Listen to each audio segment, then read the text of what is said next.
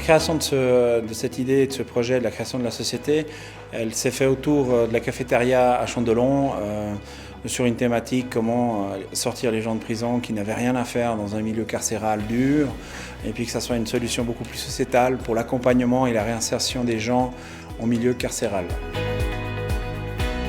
Donc Geosatis est venu s'implanter au Noirmont pour avoir accès aux technologies horlogères, à l'histoire horlogère et à la mécatronique et toute cette partie-là. Sur le site du Noirmont, c'est l'ancienne usine Joseph Errard qui faisait des boîtes de montres.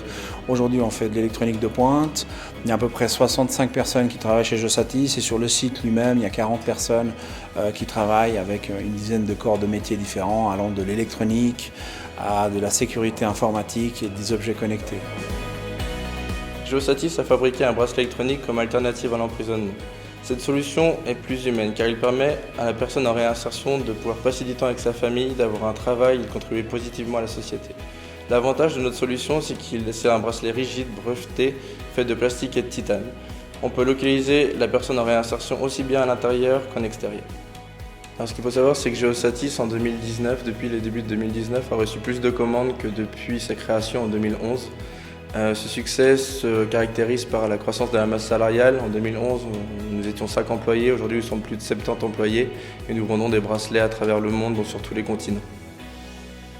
J'ai été attiré par l'aspect pluridisciplinaire de la fonction qui me permet d'apporter ma contribution au développement du produit de la société.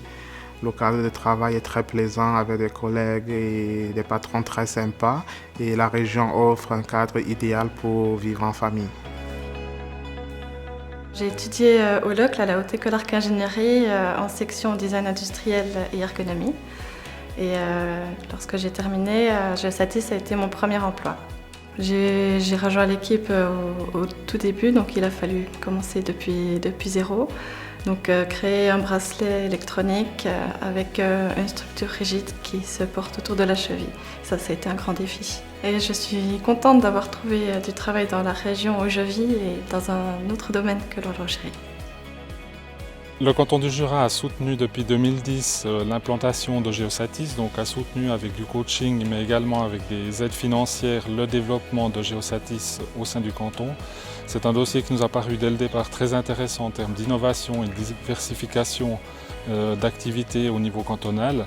Et puis il est à relever aussi que l'entreprise Geosatis bénéficie du statut de nouvelle entreprise innovante, un statut qui est unique en Suisse.